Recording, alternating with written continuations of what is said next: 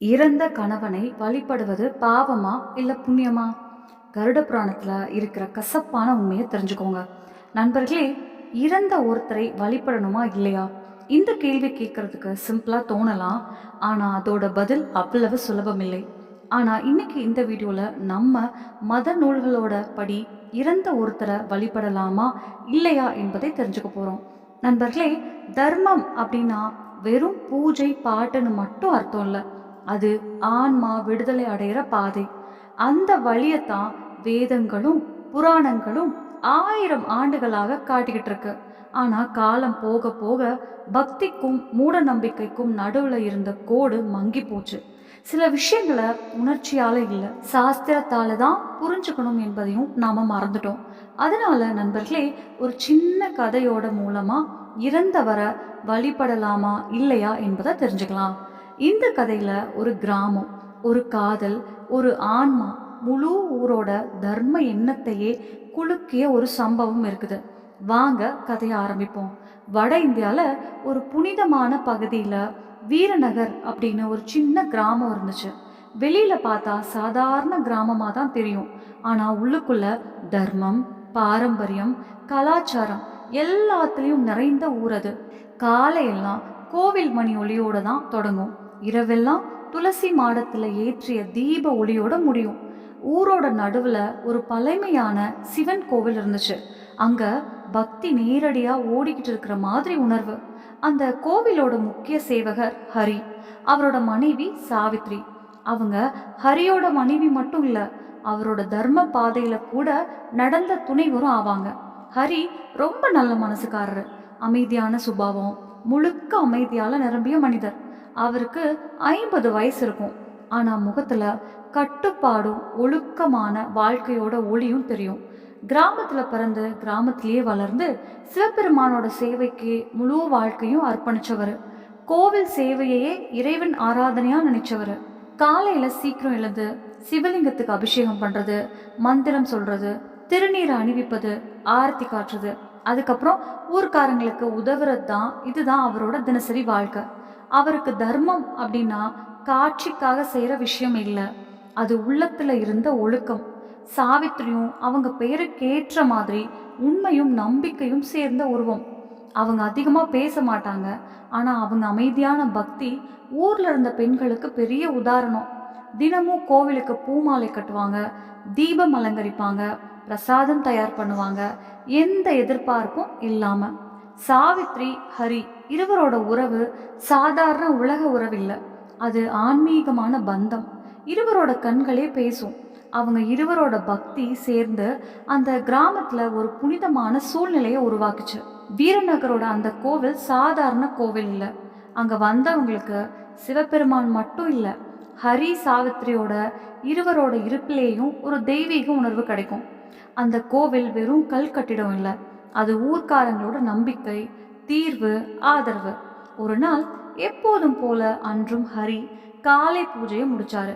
கோவில்ல மணியோசை முழங்குது, தீப ஒளி அமைதியா எரிஞ்சுக்கிட்டு இருந்தது. ஆனா அதே நாள் மதியத்துல குளத்துல இருந்த தண்ணீர் எடுக்க போனப்போ திடீர்னு அவருக்கு தலை சுற்றல் வந்துச்சு. ஊர்க்காரங்க ஓடி வந்து தாங்கினாங்க. ஆனா அதுக்குள்ள ரொம்ப லேட் ஆயிடுச்சு. ஹரி அங்கேயே குளக்கரையில கடைசி மூச்சை விட்டுட்டாரு. முழு கிராமமும் அதிர்ச்சியில் நின்று போச்சு. வீரநகரோட காற்றே கனமாயிடுச்சு. கோவில் மணிகள் அமைதியாகிடுச்சு. பல வருடங்களா அவருக்கு நிழலா இருந்த சாவித்ரி இப்போ தன்னோட வாழ்க்கையிலேயே நிழலா மாறிட்டாங்க. ஹரியோட மரணம் சாவித்ரிய உள்ளுக்குள்ள உடைஞ்சு போக வச்சுச்சு. ஆனா அவங்க கண்கள்ல கண்ணீர் இல்லை, ஒரு அமைதியான மௌனம் மட்டும், ஆழமா தாங்க முடியாத அளவுக்கு. ஹரி அவங்களுக்கு மட்டும் இல்ல, முழு ஊருக்கே சொந்தம் என்பதை தெரியும். ஆனா தனிப்பட்ட துக்கம் வந்தா கூட்டத்துல இருந்தாலும் மனுஷன் தனியாகத்தான் இருப்பான். சாவித்ரி தினமும் கோவிலுக்கு போய்கிட்டே இருந்தாங்க. ஆனா இப்போ சிவபெருமானோட கூட ஹரியையும் அங்கே உணர்ந்தாங்க. முன்னாடி பூ அலங்கரிச்ச இடத்துல இப்போ வெறுமை, முன்னாடி எரிந்த தீப ஒளியும் இப்போ நடுங்குற மாதிரி தோணுச்சு. ஹரியோட மறைவுக்கு அப்புறம் வீரநகர் நின்று போன ஊர் மாதிரி ஆகிடுச்சு. காலையில கோவில் மணி ஒளியால முழங்கிய இடம் இப்போ கனமான அமைதியால மூடப்பட்டு இருந்தது. ஊர்க்காரங்களோட கண்கள்ல கண்ணீர் மட்டும் இல்ல, ஒரு கேள்வியும் இருந்தது. இனிமேல் கோவில் சேவை யார் செய்வாங்க? ஹரியோட நினைவு இவ்வளவு சீக்கிரம் மறந்து போயிடுமா? சாவித்ரி எவ்வளவோ துன்பம் சந்திச்சாங்க. ஆனா ஒரு விஷயத்த மட்டும் விடல, கோவிலுக்கு போறத. இன்னும் தினமும் போய் பூ அலங்கரிச்சாங்க, தீபம் ஏற்றினாங்க. ஒரு நாள் கோவில் முன்னாடி நின்று கண்களை மூடி சிவபெருமானே வேண்டிக்கிட்டாங்க, என் பக்தி உண்மையா இருந்தா இந்த கோவில் சேவைய இனிமேல் யார் செய்யணும்னு காட்டுங்க.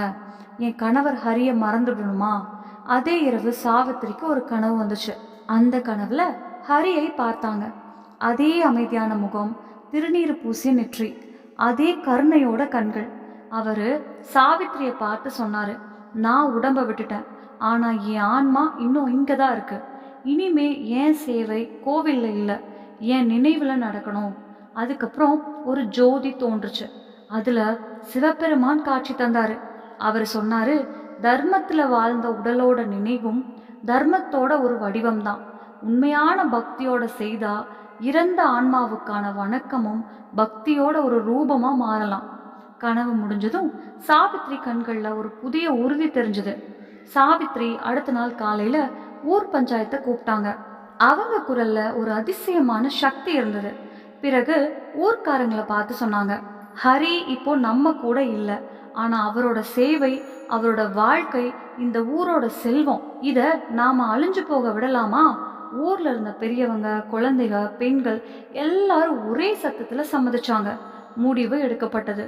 ஹரியோட ஒரு சிலை செய்யணும். அதை கோவில் வளாகத்திலேயே ஒரு புனிதமான இடத்துல வைத்து நிறுவனம். சிலர் இதுக்கு எதிர்ப்பும் தெரிவிச்சாங்க. இறந்த ஒருத்தருக்கு பூஜை பண்றது தர்மத்துக்கு ஒத்ததா அப்படின்னு கேட்டாங்க. ஆனா சாவித்ரி ஒரு வார்த்தை தான் சொன்னாங்க, வாழ்நாள் முழுக்க இறைவனுக்கு சேவை செய்த ஒருத்தரோட நினைவு எப்படி அசுத்தமா இருக்கும்? பிறகு ஊர்ல இருந்த வயசான ஒரு சிலை சிற்பி, ஹரியோட குழந்தை பருவ நண்பர், இந்த பொறுப்பை எடுத்துக்கிட்டாரு. பல வாரங்களோட உழைப்பு, உறுதி, கண்ணீர் எல்லாத்தோட ஒரு சிலை உருவானது. அதுல ஹரி தியானமா அமர்ந்திருந்தாரு. கையில ருத்ராட்ச மாலை, முகத்துல அதே தெய்வீக ஒளி. சிலை கொண்டு வந்த நாள்ல சாவித்ரி தன்னோட கையால கங்கா ஜலம் தெளிச்சாங்க. வெள்ளை உடை அணிவித்து ஆசனத்துல அமர்த்தினாங்க. முழு ஊரும் சேர்ந்து ஹரியோட பூஜை தினத்தை ஆரம்பிச்சாங்க. ஒவ்வொரு திங்கட்கிழமையும் சிவபெருமானுக்கு பூஜை முடிஞ்சதும் ஹரியோட சிலை முன்னாடி தீபம் ஏற்றப்பட்டது. சாவித்ரி அங்க உட்கார்ந்து ஹரி சொல்லிக்கிட்டு இருந்த அதே மந்திரங்களை ஜபிச்சாங்க. மெதுவா மக்கள் தங்களோட பிரச்சனைகளை கொண்டு அங்கே வர ஆரம்பிச்சாங்க. ஆச்சரியமா அவர்களுக்கு தீர்வுகளும் கிடைக்க ஆரம்பிச்சது. குழந்தைகள் ஹரியோட சிலை முன்னாடி படிக்க ஆரம்பிச்சாங்க. விவசாயிகள் விதை போடுறதுக்கு முன்னாடி அவரோட பாதத்தை தொட்டாங்க. பெண்கள் அவரோட சிலை பக்கத்துல உட்கார்ந்து தங்களோட துக்கத்தை பகிர்ந்தாங்க. நண்பர்களே, இப்போ ஒரு கேள்வி எழுந்தது. இது சிலை வழிபாடா மாறிடுச்சா? இது சரியா? இறந்த ஒருத்தரை வழிபடுறது தர்மத்துல ஏற்றுக்கொள்ளப்படுமா? ஒரு நாள் ஊர் சந்திப்புல சில பெரியவர்களும் சாஸ்திரம் படிச்ச பிராமணர்களும் கூடியிருந்தாங்க. அவங்கள முக்கியமான பண்டிட் சோமன் பல வருடங்களா ஊரோட தர்மாச்சாரியாக மதிக்கப்பட்டவர். அவர் எழுந்து கேட்டாரு, சாவித்ரி செய்யற இந்த பூஜை தர்மத்துக்கு ஏற்றதா? இறந்த மனிதருக்கு சிலை வைத்து ஆராதனை செய்யலாமா? இது தர்மத்துக்கு அவமதிப்பில்லையா?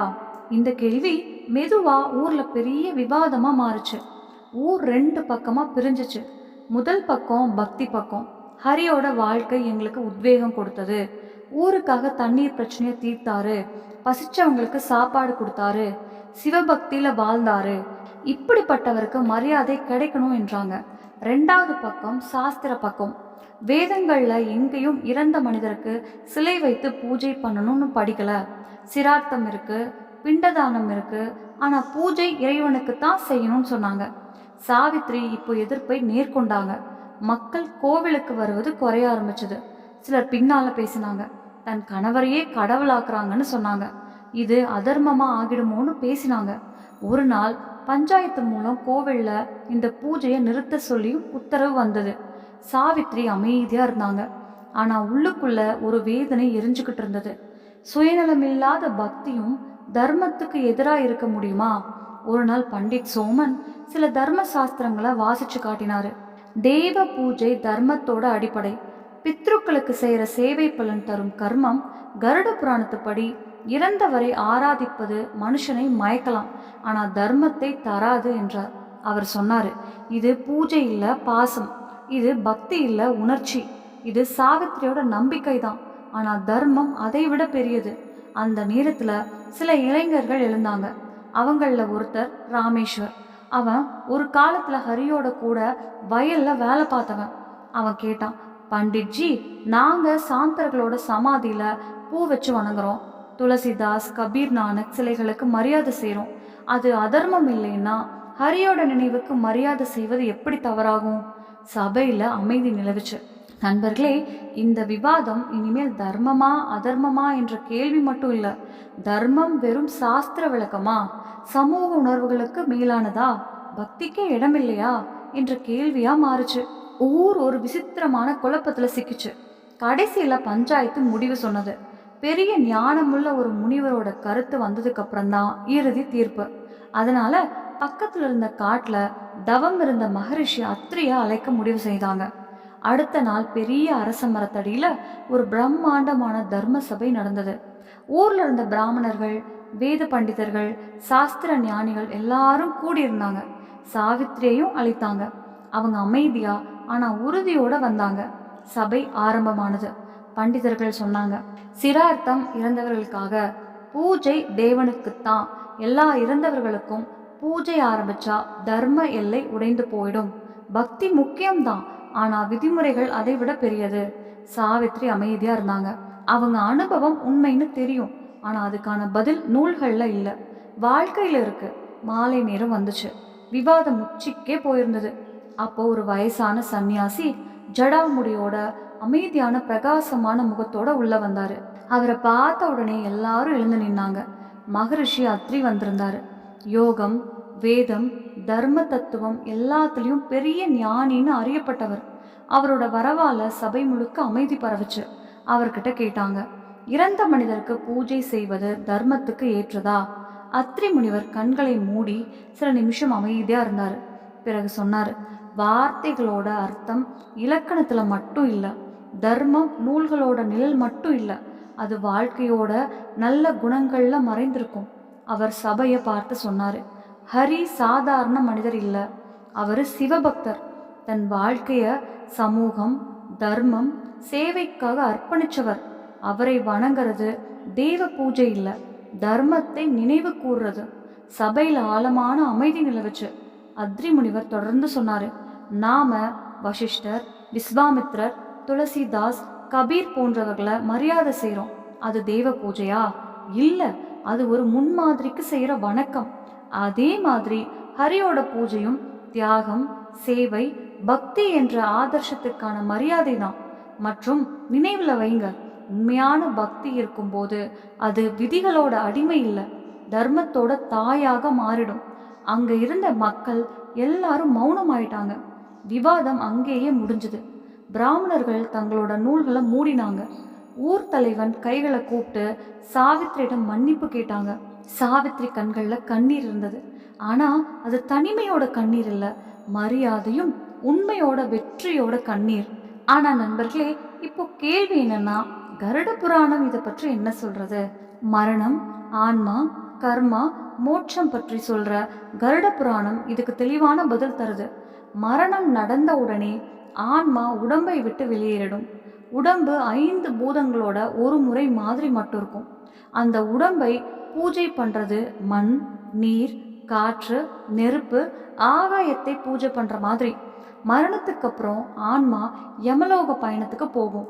தன்னோட கர்மத்துக்கு ஏற்ற மாதிரி பித்ரு நிலையில இடம்பெறும். அதனால இறந்தவரை மனிதராக இல்லை, முன்னோராகத்தான் நினைச்சு வழிபடுறாங்க.